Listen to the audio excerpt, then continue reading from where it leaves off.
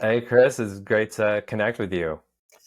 Justin, it is wonderful to talk to you today. So, I was hoping we could kind of jump right in. And for those who are joining this or listening or watching, you are a hypnotherapist, emotional freedom technique expert. Yeah, most people knows it as an EFT, but Yeah, that's fine. yeah. But it's interesting because your academic background is actually more in that like biology and chemistry space. I think it was over 20 years you spent as a clinical laboratory specialist and or scientist actually. So I'm curious, what led you into hypnotherapy and EFT? Well, I'll tell you, I always, throughout my life, even when I was young, I wanted to help people. And in the job that I was doing, I was helping people, and that felt good. And but I was not totally fulfilled, and quite frankly, I was struggling. There were parts of my life where I was struggling, and I wasn't totally fulfilled.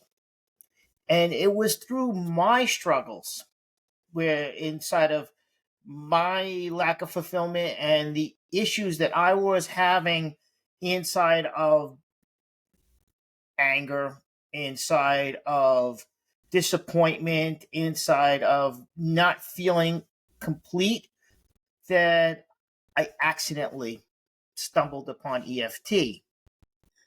And so this is really interesting that, when I found EFT, I said, this sounds like something that can really, really help me. And I had done therapy as a young child, and I had done therapy, you know, in my early 30s, and I wasn't satisfied with the results I was getting inside of therapy, basically because I wasn't getting any direction and I wasn't getting any resolution.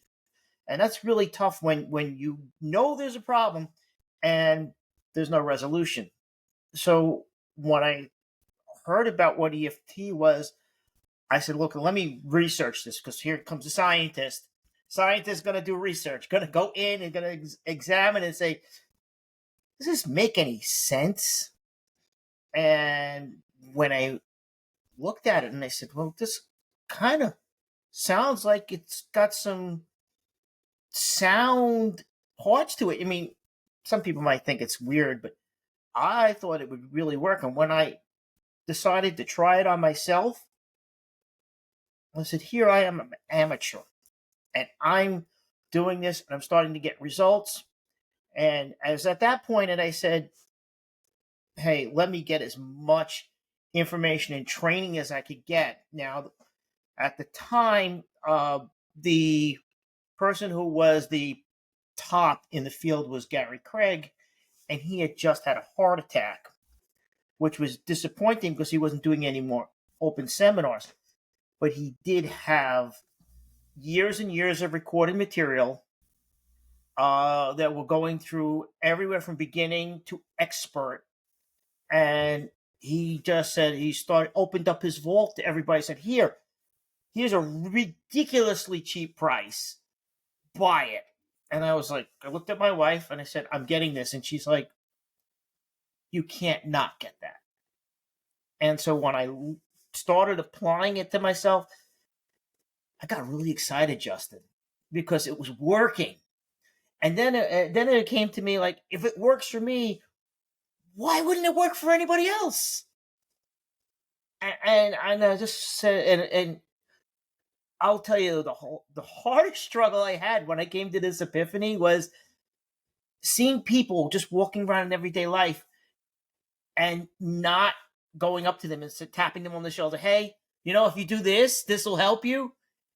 Because you want. I got this thing. I gotta help. So once I came to the conclusion, well, okay, now I have to help people, and this is like a resolution of where I was struggling. That's when I started working with people and learning how to be a therapist. That's amazing. And especially because talk therapy, I think sometimes there's a, a lot of people go to therapy, but there's a feeling of talking in circles and not really getting resolution. So it's cool that there was something that made that dramatic of a shift where not only did it help you, but then how cool that you're like, I want to help other people find how transformative this is. Um, for anybody that is hearing something like EFT or NLP, just could you break it down really quick? Just kind of like what they are and what they do, just for somebody who doesn't know. Well, I work in three disciplines, right? I work in EFT. EFT is what is commonly now called tapping. Okay. Basically, it's we take an issue we have, and here's the really important part, is that the issues that we're having are causing blockages inside of our bodies. It's think of it this way: you're driving down the road and there's a broken down car ahead of you. Well, what happens? Well, the traffic backs up. Well, if you don't get that car out of the road, think of the traffic jam that builds up. And if that traffic jam continues for days, weeks, months, years, there's going to be a lot of stuff that you're holding behind that's just has nowhere to go. So what happens is we identify an issue, like I'm struggling with sweets, really good example, and we say, okay, I'm struggling with sweets. So we use the declarative statement, I struggle with sweets. We start seeing where the problem is, at the same time finding places inside of our energy meridians. Now, let me explain what this means. Now, people are familiar with acupuncture, and it's well known that acupuncture works. But people aren't expert enough without going to a lot of training to put needles in themselves. And those needles are actually hitting little mini brains inside of the body. We have all these little places where nerves gather information to send it to the brain. And it's just a way of making things more easily identified and clarified so that the brain isn't overwhelmed with stimulus. So if we're able to go to those energy points and we, instead of putting a needle on them, just tap on them, think about what feelings come up, what revelations come up, we can kind of peel back what the issue is and resolve it, which is amazing. Sometimes I work with people, and within 15 minutes, all of a sudden they have a revelation and they have a resolution. It's not even just a revelation, they have a resolution, which is incredible. Inside of hypnosis, which is my other discipline, we work inside of the subconscious mind.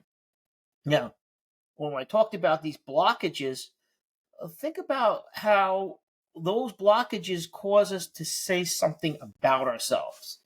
Right? Again, going back to I struggle with sweets. Well, then you're going to say, well, I have no discipline. I have no willpower. I'm a weak person. These things are not true. But it is how we, inside of our subconscious mind, which, little shocker, is the most powerful part of your mind, it needs to be resolved, it needs to be rewritten, and needs to change. And hypnosis is kind of a misnomer because we think about sleep, and hypnosis isn't sleep. It's a space where we're not asleep and we're not awake. So our conscious mind is working. The things that we want to change are there, and we can access that part of us. And the things that are not changing because they're routine, they've been written in stone over time, and this is the way we react in our reactive mind, we're able to push those thoughts from our conscious mind into our reactive mind. So we say, I'm not weak. I'm not, I have willpower. I can do this. Instead of, no, I can't do this. I just got to give in to those sweets because, they taste good. Yeah, they taste good. But we don't have to give in to them. We can control ourselves by rewriting the script inside of our subconscious mind. And you talked about NLP. Now, NLP is all about it's all about language. It's all about how we describe things. And it's an offshoot of hypnosis. But it's about the language that we speak to ourselves and how we speak to other people. And mainly how we speak to ourselves. And I will say this.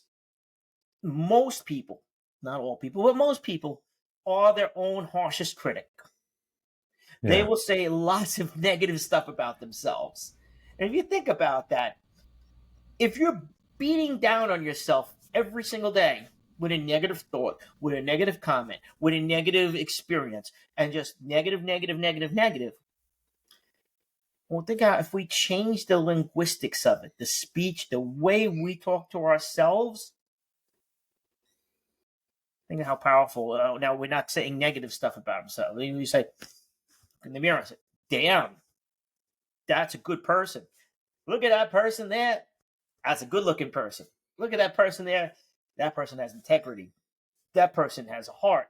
That person does good things. And you start saying those things about yourself, that's powerful. And Gosh. and to be able to do it in a hypnotic trance, that's super powerful. That's supercharged. Yeah, it almost sounds like it reminds me of when I was a kid.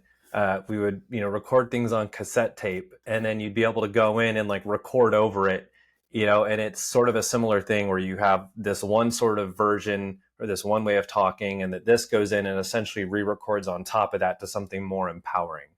Yeah, and what I say to people is we've written things in our subconscious mind and we wrote it when we were 2 years old, 5 years old, 7 years old, and now you're an adult.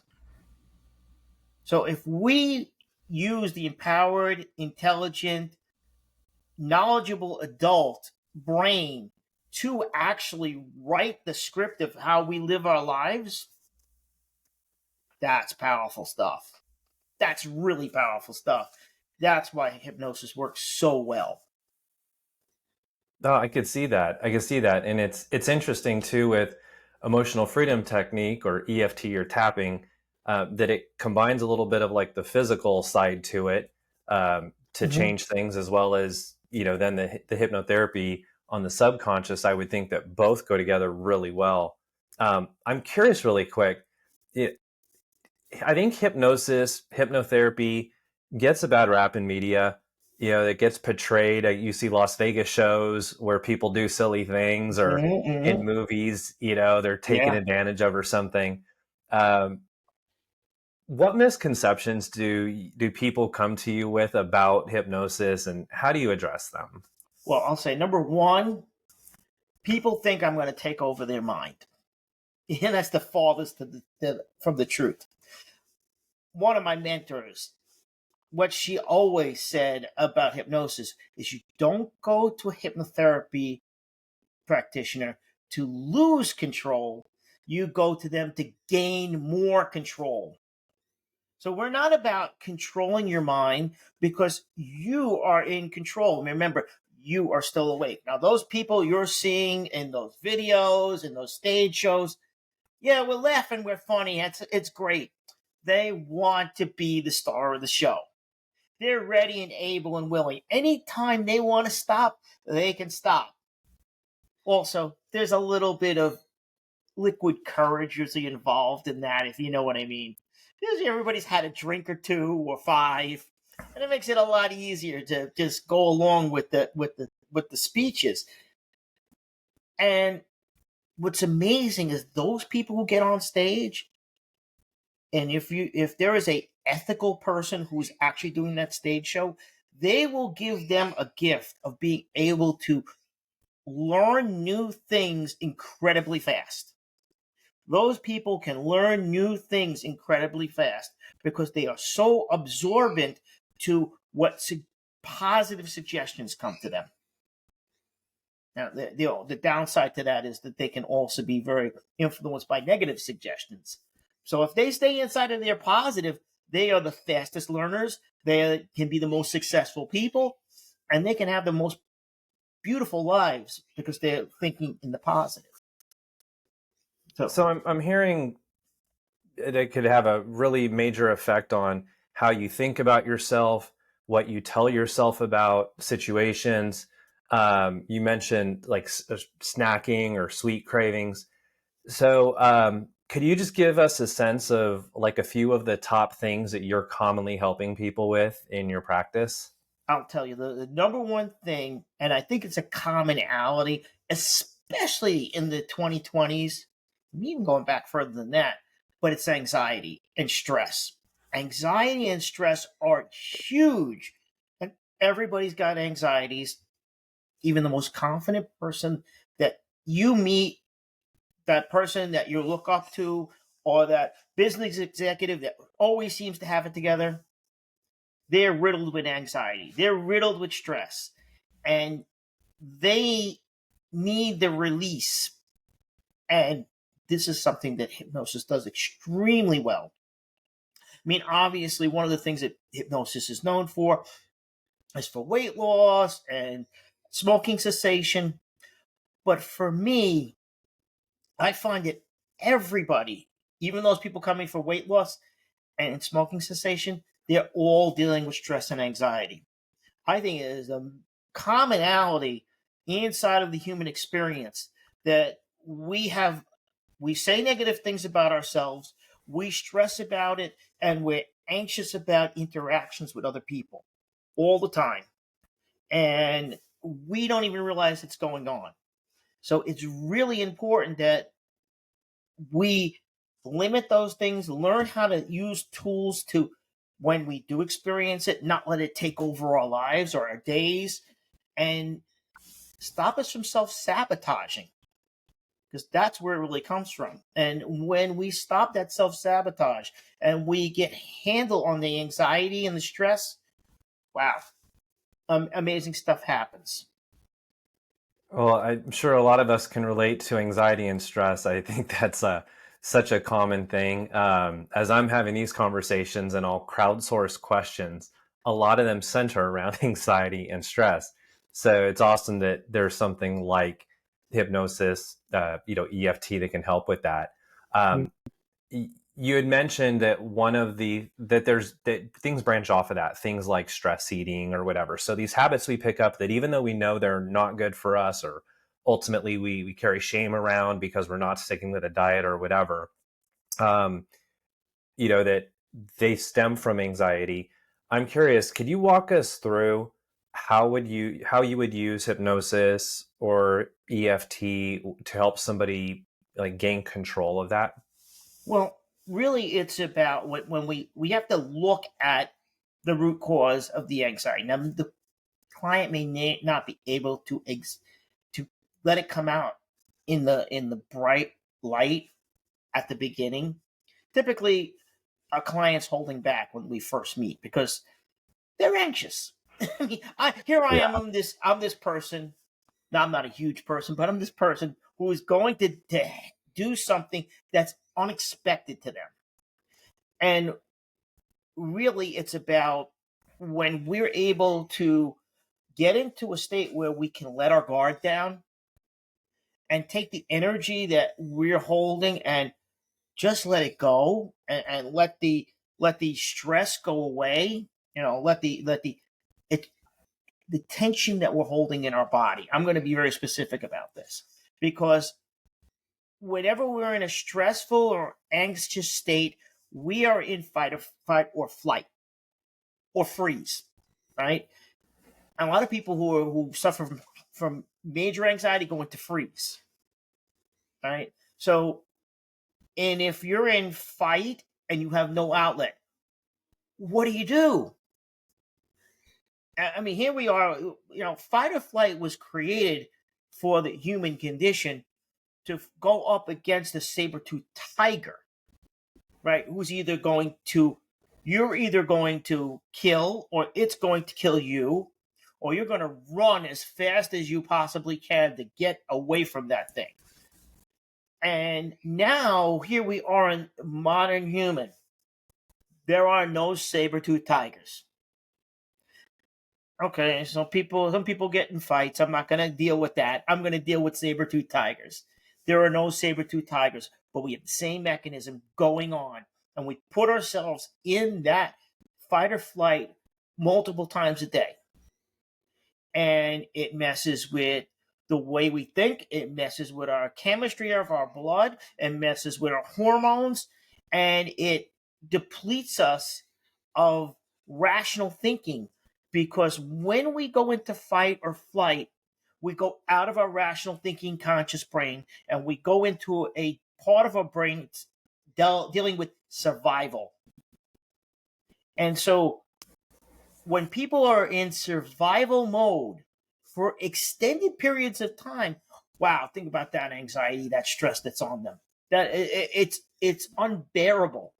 So when you put that, think of a pressure cooker, and the person's got this pressure cooker going on inside of themselves, and you put that release valve and open it, and all the steam rushes out.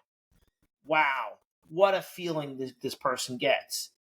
And that's just the beginning of it. Then after that, then we can go in and say, okay, let's look at who you really are and where you can be that person that can be conscious, be in the moment, and be confident in who they are. And that's how these things work. We get rid of the steam inside of the pressure cooker. Once we're able to accomplish that, then everything opens up. Then they are no longer in this state like, oh, what's going to happen to me? I'm really scared. And they go into a place where I can't wait for next week, because next week we're going to have another incredible breakthrough. And I'm going to begin to witness myself how I got to this state, and how I'm going to be able to rewrite my story into a better story that I really want. That's amazing. It's interesting because, as I was saying, stress and anxiety come up a lot. And as you're talking about a pressure cooker, I'm thinking about today, how we live. There's stress in the news. We turn on the news and it's always bad things happening. At work, there's always pressure and deadlines. There's, especially with younger people, there's this hustle mentality, this grind it out mentality that leads to burnout. And I would think, even as silly as this may sound, just mindlessly scrolling on a phone, always being stuck in that loop of looking in social media, probably causes levels of anxiety and stress that we just feel like normalized, that we accept as just like we don't even notice it anymore.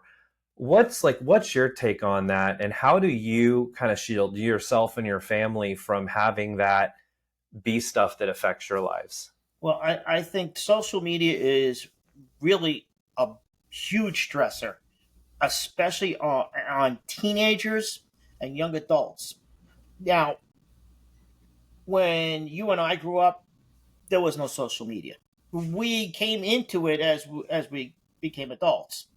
And now there's this constant barrage of information in little tiny clips. 3-minute, 5-minute, 2-minute, 30-second, 7 minutes.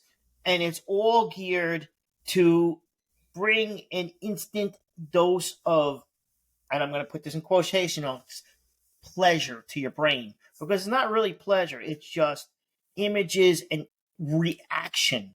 So when we're into the social media part of it, where we're not interactive inside of our own thoughts, it brings us into a place where we're into our reactive mind.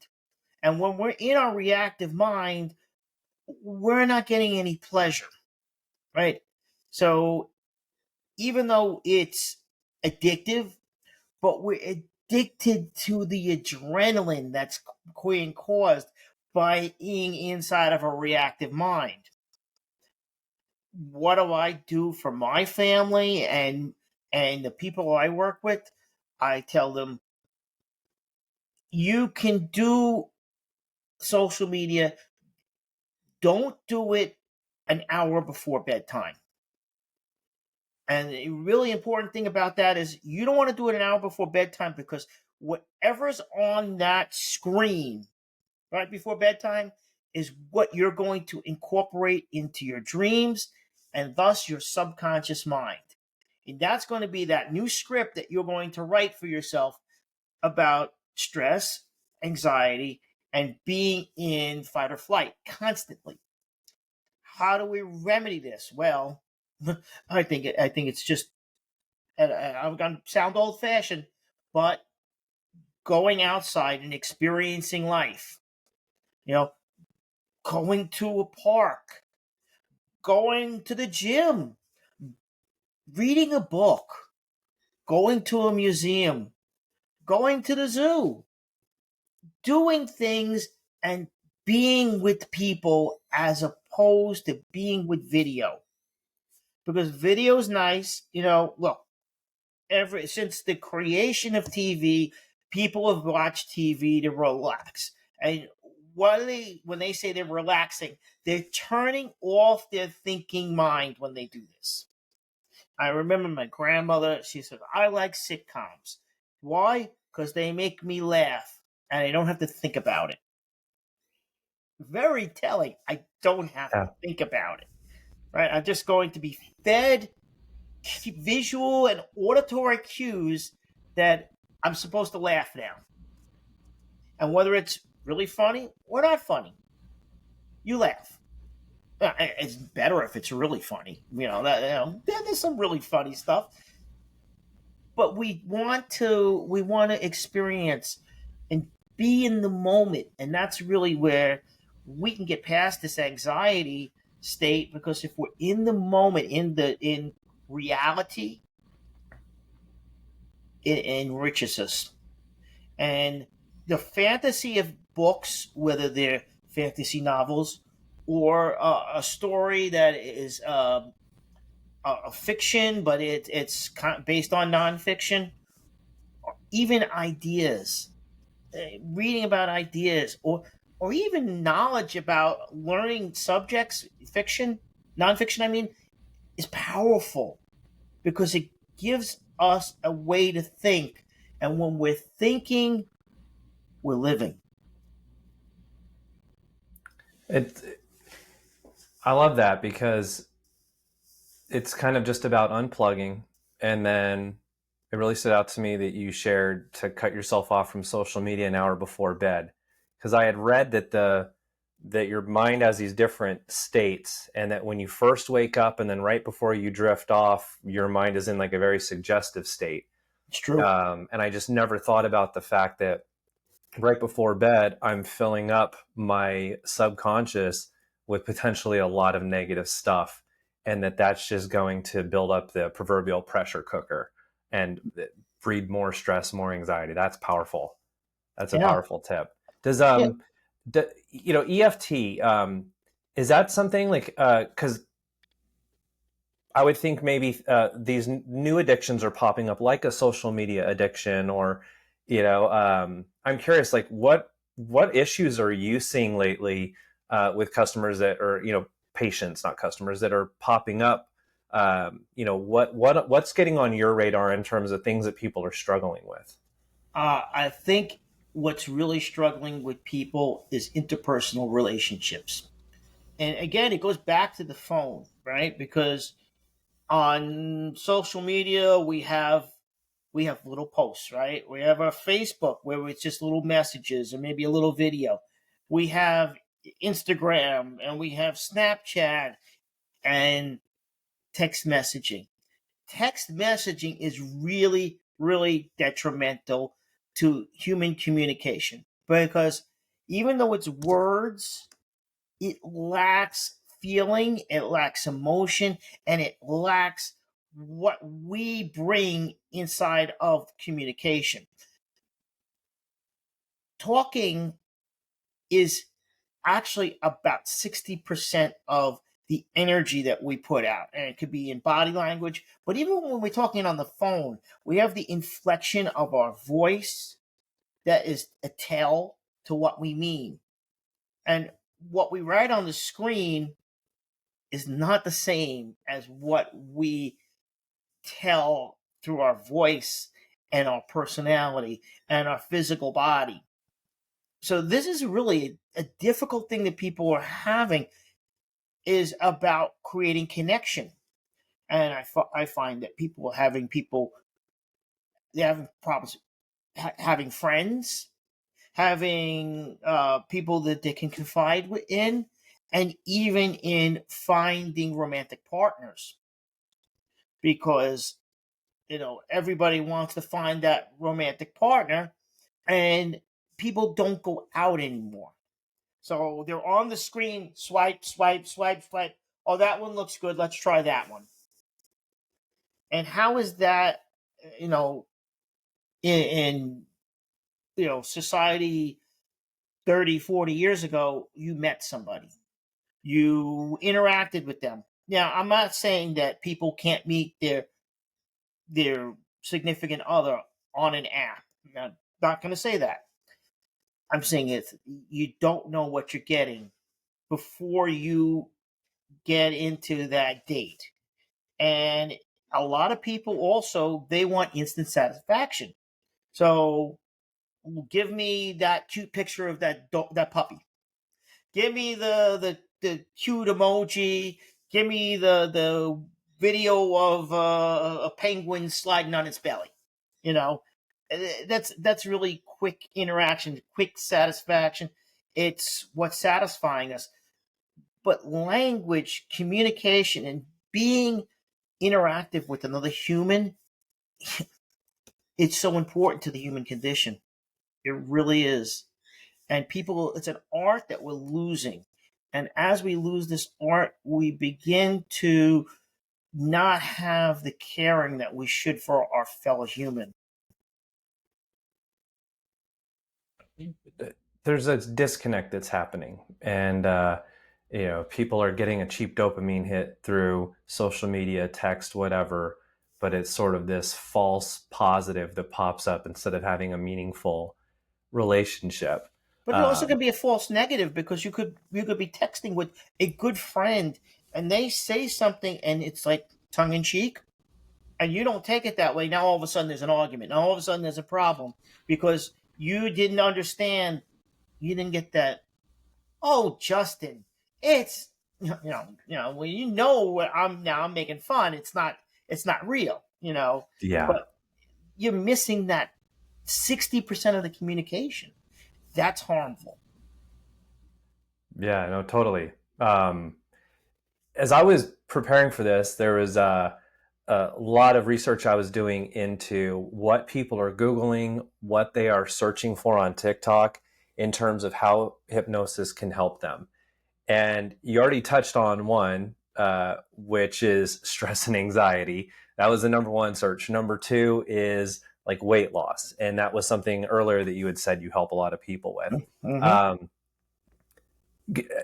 if I'm struggling with, let's just say, a sugar addiction or late night snacking, which for anybody watching, I would imagine you could relate to, it's something that, in full transparency, Chris has helped me with.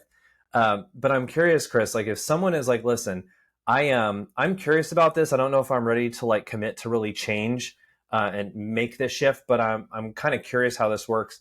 Like, what would you advise a friend or someone who is struggling with that? Is there like a simple EFT sequence, or is there any sort of pearls of wisdom that you could share for somebody who is struggling with like late night snacking, overeating, sugar addiction, etc.? Well, I say the first thing is the body tells the story.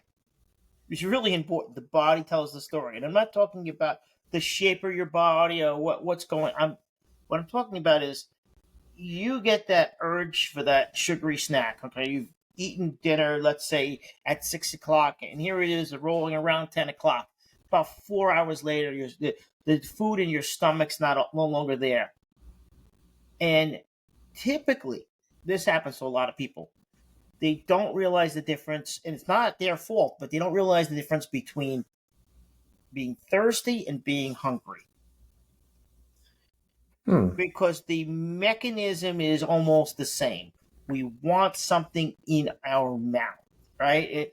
And typically, a lot of adults don't hydrate enough unless they're being very strict with themselves and monitoring the amount of fluids that they're intaking. They don't intake enough fluids, so they're getting this signal, I'm thirsty, but also they're getting a slight, about 4 hours, you're going to start getting a slight drop in your blood sugar. Not terrible, but just a slight drop. I'm assuming you're a normal, healthy adult that's not suffering from type 2 diabetes. But if you're regular, let's say 30-year-old, okay, and you're getting that, I really want something to eat before I go to sleep. And really, most of the time, that signal is, I'm thirsty. And yeah, my blood sugar is dropping just a little bit. So it's about observing what's actually going on. How do I need to deal with this? Now, if I go take that sugary snack, guess what? I'm going to spike my blood sugar up. Right? I spike my blood sugar up. I'm going to dump insulin into my bloodstream, which in an hour is going to drop my blood sugar, because the snack I chose was not a piece of meat. It wasn't some nuts. It wasn't some protein. It was some sugar. And now I'm going to go have my blood sugar drop, and I'm going to have negative feelings about myself, because I'm going to now go into this fight or flight mechanism. So we're creating this roller coaster, and people go on the roller coaster every day.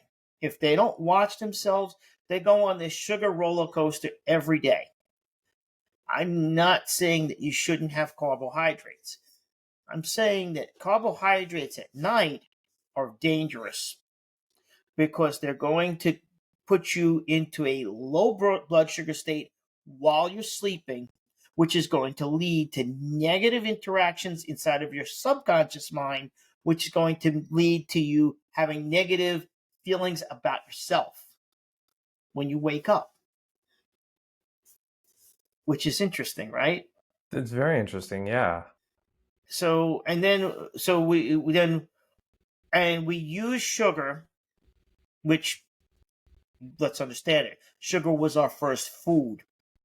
It was a comfort food because it came from mom. Mom gave us sugar. Not intentionally. That was what we were able to eat. We were digesting milk, or breast milk, or formula is lactose. It's sugar. And our brain is hardwired to use that. But then, consequently, we're also hardwired to have that as comfort. So you think about how we celebrate. How do we celebrate? We celebrate with cake. We celebrate with cookies. We celebrate with candies. We sell ice cream and candy bars. And then as we become adults, think about what we do. There's the people talk about. I know from my little time in corporate world, you would eat your breakfast. You'd get to work 10 o'clock. They came around with the coffee cart and the donuts.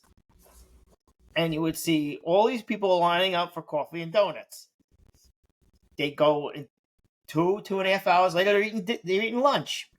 Then 3 o'clock hits, and they hit that 3 o'clock slump. What do they go for? Candy bar, a soda, or another coffee or a tea. They're just pumping their adrenaline to keep themselves going. And people get into adrenal exhaustion. And when you're on that adrenaline roller coaster every day, every day, every day, you're going to come to a place where you're going to crash. And this is a problem. So, yeah, when we're going for that sugary snack, It's because we're trying to say, oh, I sensed a little drop in my blood sugar, I have to feed the sugar back. But really, it's a roller coaster. Now we got to get off the ride, because who could ride a roller coaster every day, all day, every day? You think about it. It's not a. I mean, a roller coaster is a thrill. I like roller coasters. I like riding on a roller coaster, but I don't want to be on one every single day. You No, know what? absolutely, Yeah. absolutely, and it's interesting too, Chris. That was one of my big takeaways in work with you. Was there's this weird thing where things that are celebrated are supported by usually a lot of food or some sweets. And Mm-hmm. it's a weird sort of alternate form of hypnosis where you attach. So it's like, oh, I'm feeling bad. I had a stressful day. I deserve this. I got through the work week. It's Friday. I deserve, Mm-hmm. the pizza, the ice cream, whatever. And Right. and And in moderation, it's fine. yeah, But yeah, but when we're helping doing it people right, to, I think, if it's starting to get out of moderation or they find that they're struggling with it, uh, to know that there's somebody like you that they could turn to start to rewrite that subconscious programming to where they don't need it. They recognize it for what it is and instead say, I'm probably really thirsty. Let me drink some more water, take a walk, see how I feel. mm-hmm. Instead of doom scrolling on my phone, let me go outside and just breathe some fresh air. So, No, and I understand yeah, this time. Look, there's people in some parts of the country that in January it's not conducive to go outside in the fresh air. yeah, It's 10 degrees out, and how long do you want to be out in 10 degrees? Personally, only a little bit of time. I want to get back in my warm car. I want to get into my warm house. However, we do. We're lucky. We're living in the 2000s. There are gyms, there are malls, there are places we can go where we don't have to sit at home and be a couch potato. And that's so important. And I think this is a thing that we forget about. We forget that it is so important to get out into the world. I know that the when we went through the pandemic, it rewrote a lot of people's subconscious mind, because it became being with people is dangerous.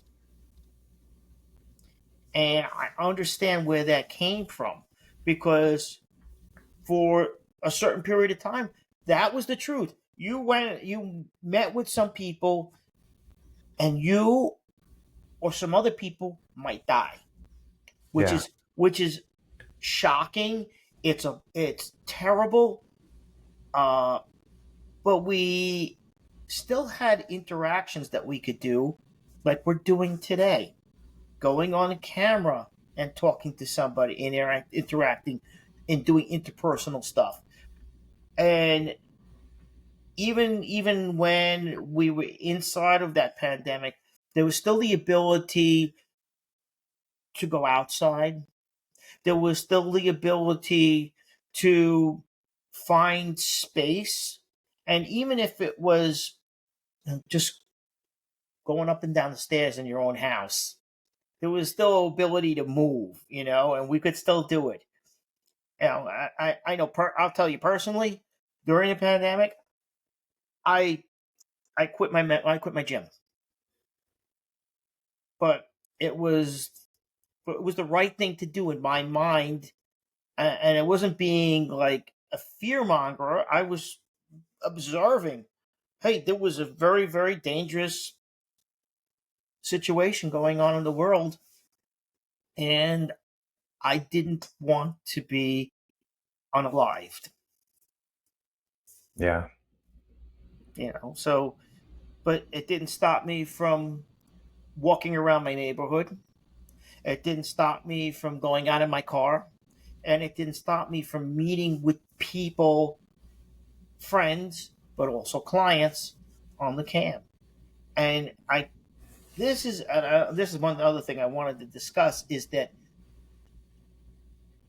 this is an amazing era in humankind, in human time, because we can meet with practitioners even if they're not in close proximity to you.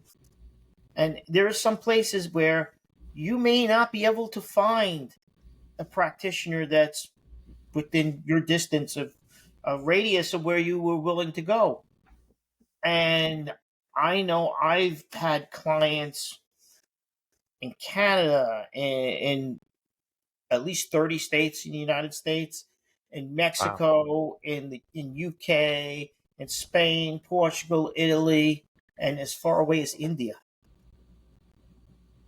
And that I can have the same interactions with them, and even more powerful, I can do the same work. Now, I had somebody who I started with a week ago, and the question that this person asked me is there anything that you can't do on cam that you can do in person? And my answer to them is the only thing I can't do is touch you. And for most of my clients, I never touch them, only if they want that touch. Most people don't want that touch. Look, it's a person they don't know touching them. And I'm okay. I have no problem with that. I think it's great that they can get therapy in their own home, where they are the most comfortable, where they don't have to travel, don't have to worry about, oh, wow, I'm going to be late for my appointment. No, they just go to their couch, their comfortable chair, maybe even their bed, and do the therapy and get the results. That's amazing. That's amazing. Could you could you imagine in 2000, the short 25 years ago, even thinking that would be possible? I No. know I couldn't. I couldn't think that we could ever have this technology. Yeah, the internet was there, but internet was a baby, and I don't the days where we had to dial in through the phone, and the most interaction you got was chatting with somebody and you're typing, da, da, da, da. And you when we were able to expand and have these platforms where we're able to actually talk to somebody in real time, blows my mind still. But I'm so happy and blessed that we live in this time, that we have these opportunities and we have this.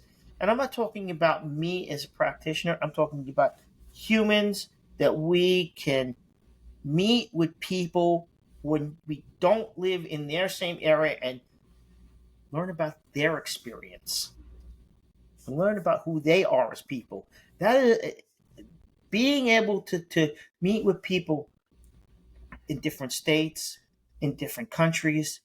It's broadened the perspective so wide. And the one commonality I see is that we are human and we really have the same gears and mechanisms that make us work. And so maybe you don't eat the food I do. That does not mean that we're intrinsically different. Actually, the same. Yeah.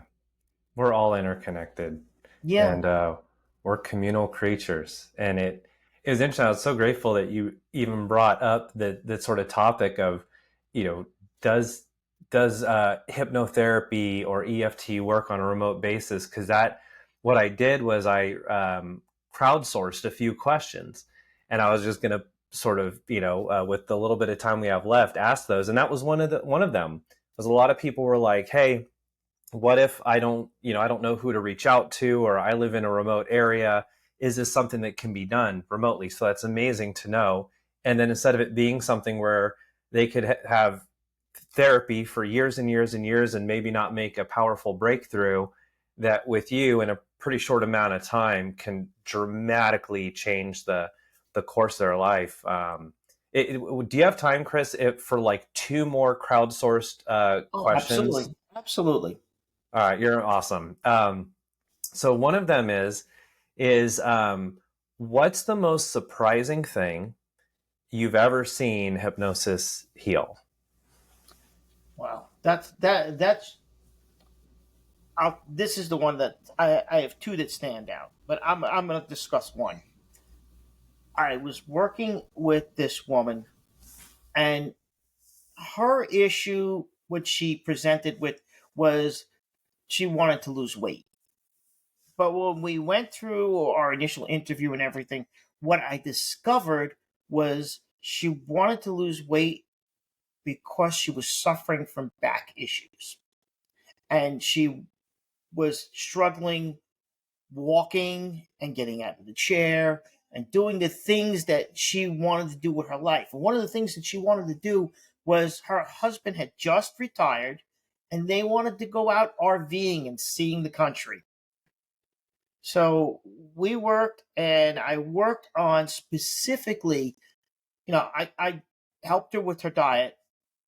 But what I found was the real issue she needed to work on was that pain in her back. And when I worked with her, with having her get rid of the pain in the back, and there were techniques that we can use that actually can block pain using hypnosis. And she came to our fourth session and she said, I got to tell you something. Every day, every time my husband goes shopping, he brings all the groceries in. So he came home from shopping, and I went out to the car and I took the groceries in. And he said to me, what are you doing? And she said, I don't have any pain. That's a huge breakthrough, because that meant that now that she doesn't have the pain, now she can go live the life that she wanted to live, which was going in that RV, go traveling, and not suffer from pain. That was huge. That was That's huge. amazing. That's amazing. Um, is there anyone that is not a good candidate for hypnosis or EFT or NLP? Is there any kind of thing that where it's not a good fit? Well, I will say this. I said, one of the things that people ask me is, am I hypnotizable? But you got to understand that the client has to seek you out, or at least seek a therapist out. You know, so what I always tell people is that I got a secret for you. You're a hypnosis expert. They look at me like you're crazy. I say, you've been doing it your whole life. They're like, what do you mean? I said, well, you go to sleep every day. You wake up every day. Well, inside of that space, you pass through a hypnotic trance every single day. Um, you've watched a movie and gotten lost in the characters, and maybe you've cried or lost track of time. That's a form of hypnosis. You've driven home and not known how you've gotten home. You just went on autopilot. Well, guess what? You were in a state of hypnosis. And we do this in a lot of parts of our lives, because when we can make things automatic, this is why the subconscious mind is so powerful. When we free up our thinking, rational, conscious mind to do more stuff, it does more stuff. But the consequence is that Johnny, who is normally having a great day, sees a big dog and just runs away or gets very frightened because they had a bad interaction with the dog when they were 6 years old. So now Johnny, the 35-year-old man, goes back to being 6 years old, and the dog is scary, and they're afraid of it. And I'm not saying that dogs can't be dangerous, but in general, most dogs aren't, and most dogs aren't dangerous unless you're fearful of them. So if we write that script and say, well, Johnny, that dog isn't dangerous.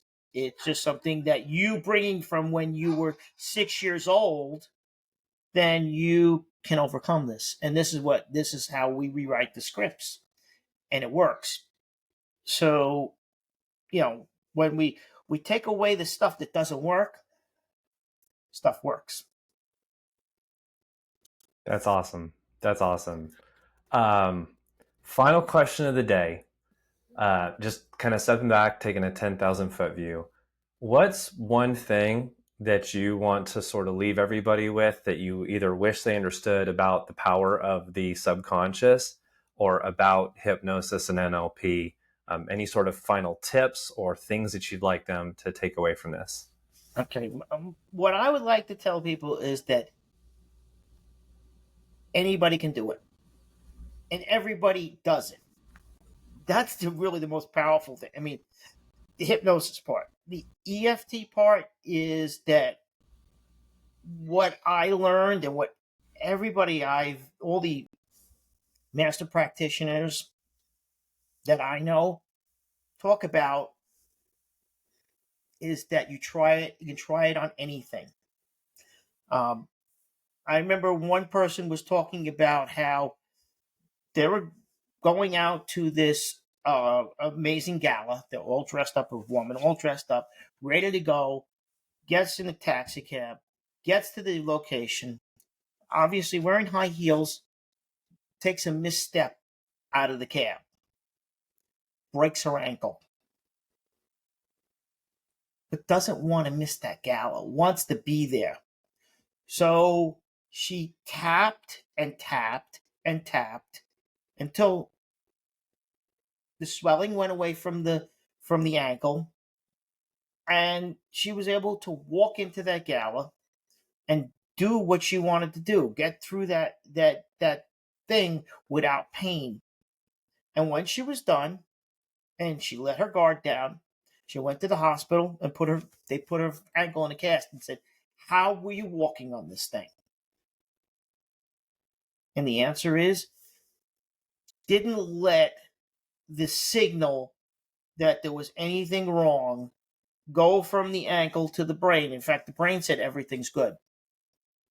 And so EFT is that powerful. We can do amazing things with EFT.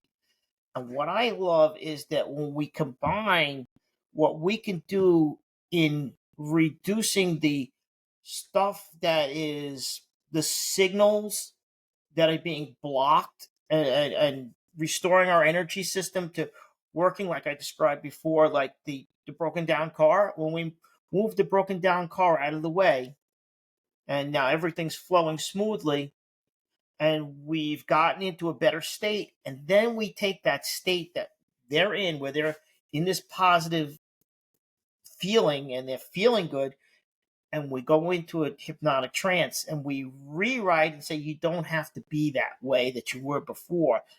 This is the way you can be. This is the way you want to be. And this is the way you can choose to be. Notice I'm not telling them they will be that way.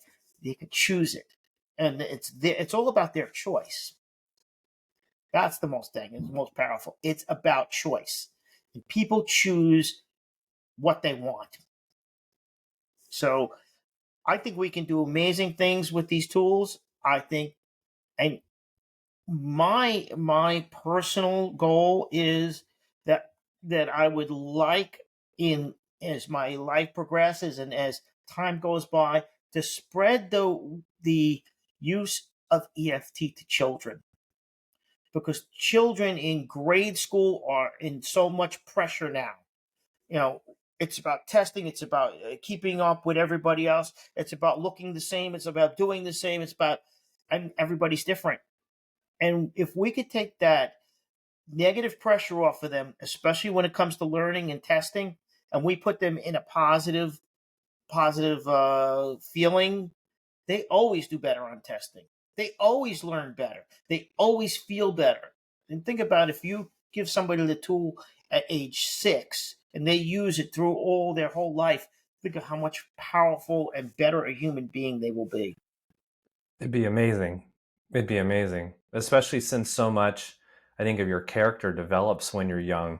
And sometimes you it's harder to kind of break free from old sort of habits unless you have this epiphany and you're like, I need to change. This isn't serving me. That's awesome. And Justin, I'll tell you this: what happens inside of our lives is that we remember the bad stuff. Yeah. It's like you could go through, if you had a movie of your life and you were playing it, you'd see the bad stuff, and you might see one or two good things, but unless you really, really, really bring it to the forefront, it's really hard to see those good things. So if we take the bad stuff and we don't leave it with negative energy, boy, that's an empowered human being. Gosh, it is. I'm so grateful of your time, and um, I've gained a lot out of this. I know everybody listening and watching will as well. Let's say that there's somebody out there who says, I've been so stressed out and have been reluctant to do talk therapy. There's nobody in my area. With Chris, it sounds like I can actually make progress and do this stuff remotely, and they want to get in touch with you or learn more about hypnotherapy and EFT. How do people get in touch with you? What's the best way for them to connect? Well, the best way to get in touch with me is at my email. And my email is EFThypnotherapy@gmail. So it's my website is EFThypnotherapy.com.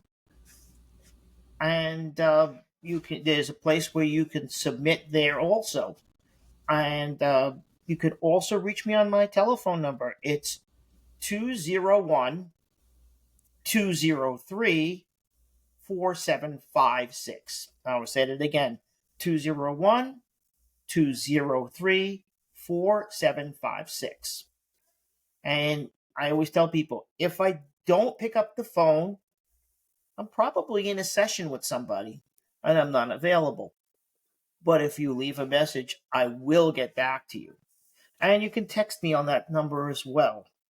So if you feel kind of shy, I don't want to speak to somebody immediately, you can text me and we can, chat a little bit. I always like to do this kind of interaction, like meeting on a Zoom when I first meet with potential clients, because then they get a little understanding of who I am. I get a little understanding of who they are. And in 15 minutes, we can learn a lot about each other and see if we're the right fit. And what I tell them also is, hey, everybody may not fit well with me. That's okay. I'm not going to feel bad about that. I know other people. And I will do everything that I can to get you with somebody else. Because the key is, and I think is really important, that you get the help that you want and you find the person that's going to help you. Because that's how the world gets better.